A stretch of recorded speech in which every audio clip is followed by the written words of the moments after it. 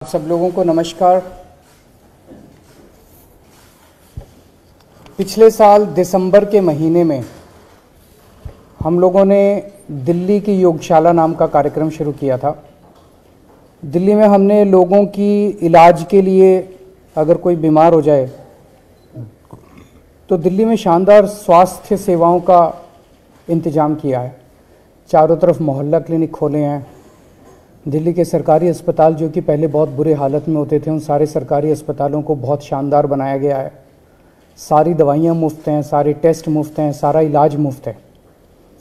लेकिन हमें लगता है कि किसी को इलाज की ज़रूरत ही क्यों पड़े। हमें जनता को स्वस्थ रखना है, हमें जनता को हेल्दी रखना है। और जनता स्वस्थ रहेगी अगर रोज़ लोग योगा करेंगे, प्राणायाम करेंगे, तो जनता को बीमारियां ही नहीं होंगी।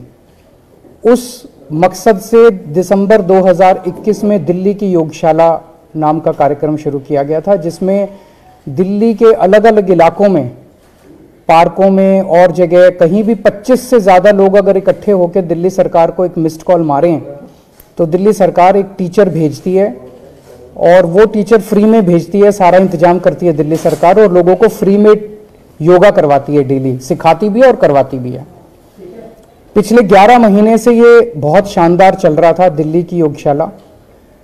लगभग 590 स्थानों पे क्लासेस डेली चलती थी योगा की और इनमें 17,000 के करीब बेनिफिशियरीज आ रहे थे डेली। हमारा मकसद था इसको 17,000 से भी और बहुत आगे ले जाना। नया नया कार्यक्रम था लेकिन बहुत तेजी से बढ़ रहा था, लोग बहुत खुश थे। इन 17,000 में कई ऐसे लोग थे जो कि पोस्ट कोविड कॉम्प्लिकेशंस से जूझ रहे थे, उनके लंग्स में जो भी कॉम्प्लिकेशंस थी। तो 10-11 हज़ार लोग ऐसे थे जो कि पोस्ट कोविड कॉम्प्लिकेशन से जूझ रहे थे, उन्हें बहुत फायदा हो रहा था। मुझे बेहद दुख के साथ कहना पड़ रहा है कि इन लोगों ने मिलके आज से योगा क्लासेस बंद कर दी हैं दिल्ली के अंदर। आज सुबह दिल्ली के अंदर योगा क्लासेस नहीं हुई। जो ये फ्री योगा क्लासेस होती थी, आज सुबह से दिल्ली के अंदर ये योगा क्लासेस नहीं हुई। तो 17,000 बेनिफिशियरीज जो थे वो योगा करने से रह गए। जो लोग बीमार थे, अस्थमा से बीमार थे, पोस्ट कोविड कॉम्प्लिकेशन से बीमार थे, वो आज योगा करने से रह गए। और आज के बाद से इन्होंने कहा है कि योगा क्लासेस नहीं होंगी। ये बहुत ही दुख की बात है, बेहद दुख की बात है। योगा कौन बंद करता है? पहली बार सुना होगा कि इतना अच्छा लोगों की सेहत के लिए इतना अच्छा कार्यक्रम था और उसे सत्ता के नशे में, अहंकार के नशे में इन लोगों ने केवल पेटी पॉलिटिक्स के चलते इन्होंने इसको बंद कर दिया।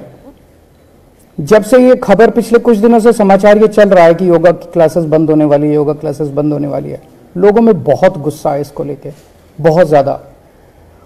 और आज जब अखबारों में छपा कि ये योगा क्लासेस बंद होने वाली हैं, मेरे पास कई टीचर्स के फ़ोन आए जो टीचर्स ये क्लासेस लेते हैं। उन टीचर्स ने कहा कि सर क्लासेस बंद नहीं होनी चाहिए, हम क्लासेस करेंगे, हम पेमेंट नहीं लेंगे, हम बिना पेमेंट के क्लासेस करेंगे। मेरे पास देश भर से कई लोगों के फ़ोन आए कि सर हम डोनेशन देंगे, हम क्लासेस, जो टीचर्स हैं उनकी तनख्वाह हम देंगे, पर आप क्लासेस मत रोकिएगा, योगा क्लासेस मत रोकिएगा। जिस किस्म से, जिस तरह से लोगों का समर्थन मिल रहा है इस पूरे योगा के प्रोग्राम को, मैं उसके लिए काफ़ी मैं सबका शुक्रिया अदा करता हूं। तो मैं आज ये ऐलान करना चाहता हूं कि योगा क्लासेस बंद नहीं होंगी, योगा बंद नहीं होगा। ये लोग अपने सत्ता के अहंकार में कानून का दुरुपयोग करके, अफसरों को डरा धमका के, एडमिनिस्ट्रेशन का गलत दुरुपयोग करके ये चाहे सरकार का समर्थन वापस ले लें, लेकिन दिल्ली के 2 करोड़ लोग मिलके इन योगा क्लासेस को करवाएंगे। ये योगा क्लासेस जारी रहेंगी। मेरी सभी टीचर्स से अपील है कि आप योगा क्लासेस में कल से जाइए, आप योगा क्लासेस लीजिए। मुझे अगर घर घर जाके भीख भी मांगनी पड़ेगी कटोरा लेके, मैं खुद जाके भीख मांगूंगा लोगों से और आपकी पेमेंट करूंगा। जो भी आपके चार्जेस हैं वो मैं चार्जेस दूंगा और योगा क्लासेस होंगी। योगा क्लासेस को रोका नहीं जाएगा। हमारा मकसद है 17,000 नहीं, 17,000 तो बिगिनिंग है, 17 लाख लोगों को और अंत पंत में 2 करोड़ दिल्ली के लोगों को योगा सिखाएंगे हम। और हम देखते हैं कि कैसे रोकते हैं ये लोग। ये लोग अपनी सत्ता का दुरुपयोग करके रोकेंगे तो दिल्ली की जनता जो है वो इसका जवाब देगी। और अभी तो दिल्ली में शुरू हुई है। मेरी भगवंत मान साहब से जो पंजाब के मुख्यमंत्री हैं उनसे भी बात हुई है। पंजाब के अंदर भी हम पंजाब के 3 करोड़ लोगों को योगा सिखाएंगे। गुजरात में हमारी सरकार बनेगी, गुजरात में भी हम लोगों को फ्री में योगा सिखाएंगे, सब लोगों को योगा सिखाएंगे। और मुझे पूरा यकीन है एक दिन ऐसा आएगा जब देश के 130 करोड़ लोगों को हम लोग फ्री में योगा सिखाएंगे। इनके पास सत्ता है और सत्ता का अहंकार है, उस सत्ता का दुरुपयोग कर रहे हैं। हमारे पास दिल्ली के 2 करोड़ लोग हैं और उन 2 करोड़ लोगों का साथ है। कहते हैं ना कि मारने वाले से बचाने वाला ज्यादा ताकतवर होता है, ज्यादा अच्छा होता है। वैसे ही काम रोकने वाले से काम करने वाला ज्यादा अच्छा होता है। ये लोग सोचते हैं कि ये इतने पावरफुल हो गए हैं, इतने पावरफुल हो गए हैं कि इस देश को रोक सकते हैं, लेकिन अब देश रुकेगा नहीं। लोगों ने ठान लिया कि अब देश रुकेगा नहीं। पिछले कई महीनों से हम लोग देख रहे हैं कि दिल्ली के हर अच्छे काम को रोकने की कोशिश की जा रही है। इन्होंने दिल्ली की दिवाली को नहीं होने दी।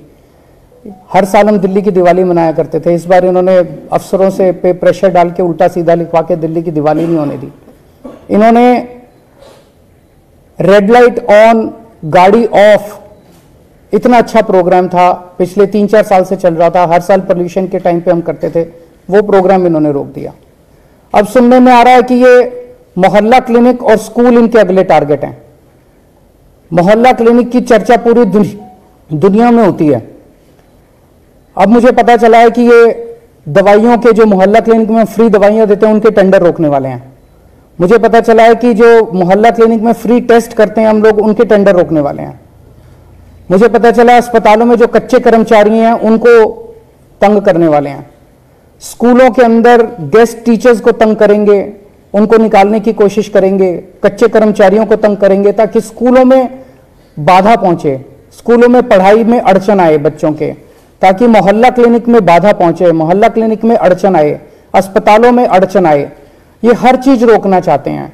पर मैं दिल्ली के लोगों को यकीन दिलाना चाहता हूं, विश्वास दिलाना चाहता हूं कि आप बिल्कुल चिंता मत करना। मैं आपके साथ खड़ा हूं, मैं आपकी ढाल बन के खड़ा हूं। जितना बीजेपी और एलजी साहब मिलके दिल्ली के कामों में अड़चन अड़ाएंगे, मैं एक भी काम को रुकने नहीं दूंगा। आपका बेटा आपके साथ खड़ा है, आपका भाई आपके साथ खड़ा है, एक भी काम मैं रुकने नहीं दूंगा। उसके लिए मुझे जो भी करना पड़े, जैसे इन्होंने योगा क्लासेस रोकी, लेकिन योगा क्लासेस को रुकने नहीं देंगे। ये मोहल्ला क्लिनिक को रोकने की कोशिश करेंगे, मोहल्ला क्लिनिक हम रुकने नहीं देंगे। ये स्कूलों में अड़चन अड़ाने की कोशिश करेंगे, हम स्कूलों को रुकने नहीं देंगे। ये लोग अस्पतालों को रोकने की कोशिश करेंगे, हम अस्पतालों को रुकने नहीं देंगे। दिल्ली का कोई काम नहीं रुकने देंगे। एलजी साहब और बीजेपी जितने तीर चलाएंगे दिल्ली के लोगों के ऊपर, मैं दिल्ली के लोगों के सामने खड़ा होकर उन सारे तीरों को झेलूंगा और जनता को किसी तरह की तकलीफ नहीं होने दूंगा। सर, उनकी तरफ से कहा जा रहा है कि फाइल नहीं, ये रही फाइल, मैं लेके आया हूँ। वो मैं कल से देख रहा था, एलजी साहब कह रहे हैं कि फाइल नहीं पहुंची। ये 26 अक्टूबर को मनीष सिसोदिया के सिग्नेचर हैं, या तो 26 को ही पहुंच गई होगी या 27 को पहुंच गई होगी। जो हम देख रहे हैं, रस्साकशी चल रही है, जो वर्ड्स इस्तेमाल किए जा रहे हैं, उन्होंने जो पहला आपको खत लिखा जिसको कर्तव्य पत्र कह रहे हैं, उसके अंदर आपके लिए एड्रेस किया निर्लजता वर्ड का। कई बार कह रहे हैं आप झूठ बोलते हैं, आप कहते हैं कि भाजपा की सरकार है। मैं देख रहा हूं कि एलजी साहब की तरफ से जो शब्द आ रहे हैं, बहुत गाली गलौज लिखते हैं, उससे मेरे को किसी तरह की तकलीफ नहीं है। केजरीवाल इंपॉर्टेंट नहीं है, केजरीवाल बहुत छोटी चीज है। केजरीवाल को वो जो मर्जी बोलें, जो मर्जी गालियां दें, मुझे कोई फर्क नहीं पड़ता। मेरा एक ही मकसद है जिंदगी में कि मैं दिल्ली की जनता की सेवा करना चाहता हूं। ऊपर वाले ने, पता नहीं मैंने कुछ पुण्य कमाए होंगे जो ऊपर वाले ने मेरे को इतनी बड़ी जिम्मेदारी दी है और दिल्ली की जनता की सेवा करने का सौभाग्य दिया है। लेकिन मुझे तकलीफ ये होती है कि जब वो लिखते हैं, मुझे गालियां देते हैं, वो केजरीवाल को गालियां नहीं देते, वो दिल्ली के चीफ मिनिस्टर को गाली देते हैं। और दिल्ली का चीफ मिनिस्टर दिल्ली के 2 करोड़ लोगों का रिप्रेजेंटेटिव है। दिल्ली के चीफ मिनिस्टर को गाली देके वो दिल्ली के 2 करोड़ लोगों का अपमान कर रहे हैं, उनके वोट का अपमान कर रहे हैं, दिल्ली के लोगों के भरोसे का अपमान कर रहे हैं, दिल्ली के लोगों का अपमान कर रहे हैं। ये ठीक नहीं है। दिल्ली के लोगों का अपमान नहीं होना चाहिए। और गाली गलौज की राजनीति से क्या निकलता है? सर, आप और आपकी पार्टी कह रहे हैं कि एमसीडी जो है, जो बीजेपी की शासन वाली एमसीडी है, दिल्ली में 16 और कूड़ा घर बनाने की तैयारी चल रही है। एलजी साहब कह रहे हैं कि ऐसी कोई तैयारी नहीं है। उन्होंने कहा है कि जो लोग मिसलीड कर रहे हैं, झूठ फैला रहे हैं, इनके खिलाफ एमसीडी को निर्देश दिया है कि कानूनी कार्रवाई वो लोग करें। अभी चुनाव के पहले वो और क्या कर सकते हैं? इनकी सारी प्लानिंग थी, इनकी सारी प्लानिंग है, लेकिन अब चुनाव के पहले, जस्ट पहले अपना एक तरह से फेस बचाने के लिए ये इस तरह की अफवाहें फैला रहे हैं। जो 3 कूड़ा घर हैं बड़े बड़े, वो अब डिस्टेबलाइज हो चुके हैं, उनके ऊपर और कूड़ा डालना खतरनाक हो चुका है। तो अब ये जगह जगह जमीन ढूंढ रहे हैं। आपको एक कागज में दे दूंगा, उस कागज के अंदर 3-4 जमीनों के नाम भी लिखे हुए हैं कि इन जमीनों के टुकड़े जो हैं वो आइडेंटिफाई किए गए हैं फ्यूचर लैंडफिल साइट्स के लिए। तो उस तरह से ढूंढ रहे हैं पूरी दिल्ली के अंदर। मैंने जो ये जो कहा गया 16, हो सकता है 16 से भी ज्यादा हो। मॉर्निंग में जो हादसा हुआ, खबर ये आ रही है कि प्रधानमंत्री वहां पहुंचने वाले हैं, अस्पताल है, सिविल अस्पताल है, वहां पर रंगाई पुताई और काफी कुछ काम वहां पे किया जा रहा है। तो इसको आप किस तरह से देख रहे हैं? इस तरह के आरोप लग रहे हैं। सबसे पहले तो मोरबी के अंदर जो इतने सारे लोगों की मौत हो गई, मैं भगवान से प्रार्थना करता हूं, उनकी आत्मा की शांति के लिए मैं भगवान से प्रार्थना करता हूं, प्रभु उन्हें अपने चरणों में शरण दे। जो लोग अस्वस्थ हैं, जो घायल हैं, भगवान उनको जल्दी से ठीक करे ताकि वो अपने अपने घरों में जा सकें। जो सारे तथ्य निकल के आ रहे हैं वो ये कि ये एक बहुत बहुत बहुत बड़े भ्रष्टाचार का मामला है जिसको अब दबाने की कोशिश की जा रही है। एक घड़ी बनाने वाली कंपनी को पुल बनाने का ठेका दे दिया गया। उसने कभी पुल बनाया ही नहीं था, ऐसा कहा जा रहा है। मैंने मीडिया में देखा, आप ही लोगों की स्टोरीज देखी। एक घड़ी बनाने वाली कंपनी को पुल बनाने का ठेका क्यों दिया गया? पहला प्रश्न तो यही उठता है। नंबर 2, उसको बिना टेंडर किए पुल रख रखाव का, मतलब मेंटेनेंस कह रहे हैं या रिपेयर कह रहे हैं, रिपेयर का ठेका क्यों दिया गया? दूसरा प्रश्न यह उठता है कि उसे किसी तरह का कभी एक्सपीरियंस नहीं था पुल रख रखाव का या पुल बनाने का। बिना टेंडर के उन लोगों को क्यों दिया गया? इसका मतलब उनके किसी ना किसी के साथ रिश्ते हैं, या तो इनके पार्टी के साथ रिश्ते हैं, इनके नेताओं के साथ रिश्ते हैं। तीसरी चीज ये आ रही है कि ये पुल उनको 12 महीने में या 6-7 महीने, 7-8 महीने में पूरा करना था। उन्होंने 5 महीने के अंदर जल्दी से पूरा करके घटिया बना के और इसको जारी कर दिया। और अब ये जो एफआईआर भी दर्ज हुई है, एफआईआर के अंदर ना तो कंपनी का नाम है, ना कंपनी के मालिक का नाम है। तो अभी से अस्पताल की पुताई तो अलग है, लेकिन मामले की पूरी लीपा पोती पे चालू हो गया। उनको बचाने का, कंपनी को बचाने का और कंपनी के मालिक को बचाने का पूरा काम शुरू हो गया है। एक आरोप ये लग रहा है, ये पता करना, ये आप लोगों को पता करना पड़ेगा। मैं उनसे पूछना भी चाहता हूं कि क्या ये सच है जो आरोप लग रहा है कि उन्होंने इनकी पार्टी को चंदा दिया है और भारी चंदा दिया है, और क्या ये उसका एक तरह से वो है? तो ये सारे जवाब तो देने पड़ेंगे। इतने सारे लोगों की डेथ हो गई है, और मैं समझता हूं कि अगर 150 लोगों की एक डेथ इतने बड़े भ्रष्टाचार की वजह से हो जाए तो उस राज्य के मुख्यमंत्री को मुख्यमंत्री बने रहने का कोई नैतिक अधिकार नहीं है। गुजरात की सरकार को इस्तीफा देके तुरंत चुनाव करा देने चाहिए।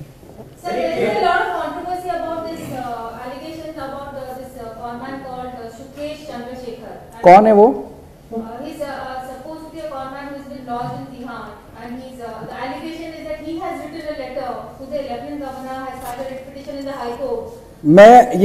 मैंने पढ़ा, आपके चैनलों पे भी देखा। पंजाब चुनाव के पहले ये लोग कुमार विश्वास को लेके आए थे। भारतीय जनता पार्टी ने जब देखा था कि पंजाब चुनाव वो हार रहे हैं तो कुमार विश्वास के कंधे पे बंदूक रख के चलाई। अब गुजरात के अंदर भारतीय जनता पार्टी की इतनी बुरी हालत हो चुकी है, इतनी बुरी हालत हो चुकी है कि उनको सुकेश चंद्रशेखर के कंधों के सहारे की जरूरत पड़ रही है। प्रधानमंत्री श्री नरेंद्र मोदी जी को, मतलब वो तो कहते हैं कि बहुत पॉपुलर हैं, तो अगर बहुत पॉपुलर है तो उन्हें तिहाड़ में लॉज्ड एक कॉनमैन, आप ही कह रहे हैं कॉनमैन है, मैंने सुना वो एक बार उसने किसी मुख्यमंत्री के बेटे को बन के पैसे लूटे, एक बार उसने कोई सीबीआई ऑफिसर बन के पैसे लूटे, एक बार उसने लॉ सेक्रेटरी बन के पैसे लूटे, एक बार उसने सीबीआई ऑफिसर, पीएमओ का ऑफिसर बन के पैसे लूटे। तो वो जो कह रहा है उससे कुछ लिखवा के और मतलब उसके ऊपर उसके सहारे इनको अपना गुजरात चुनाव लड़ने की जरूरत पड़ रही है, नंबर 1। नंबर 2, परसों मोरबी हादसा होता है, कल 24 घंटे सारे टीवी चैनल्स मोरबी का मुद्दा उठाते हैं और आज अचानक टीवी चैनल से मोरबी गायब हो गया और सुकेश चंद्रशेखर के आरोप जो हैं वो आ जाते हैं। तो लगता नहीं कि मोरबी से ध्यान भटकाने के लिए ये एक कंप्लीटली फिक्टिशियस, कंप्लीटली फर्जी स्टोरी एक प्लांट की गई है और सारे चैनल अब बस सुकेश चंद्रशेखर और सत्येंद्र जैन की बात कर रहे हैं। तो ये मतलब इससे ज्यादा ब्लेटेंट और क्या हो सकता है कि मोरबी के मुद्दे को दबा के उसको डाइवर्ट करने के लिए, और सक्सेसफुली डाइवर्ट कर दिया उन्होंने। सारे चैनल इस टाइम इस सुकेश चंद्रशेखर की बात कर रहे हैं, जबकि 150 लोग जिनकी मौत हो चुकी है उसका सब भूल चुके हैं। और तीसरी चीज, इन्होंने कहा कि मनीष सिसोदिया ने शराब घोटाला किया।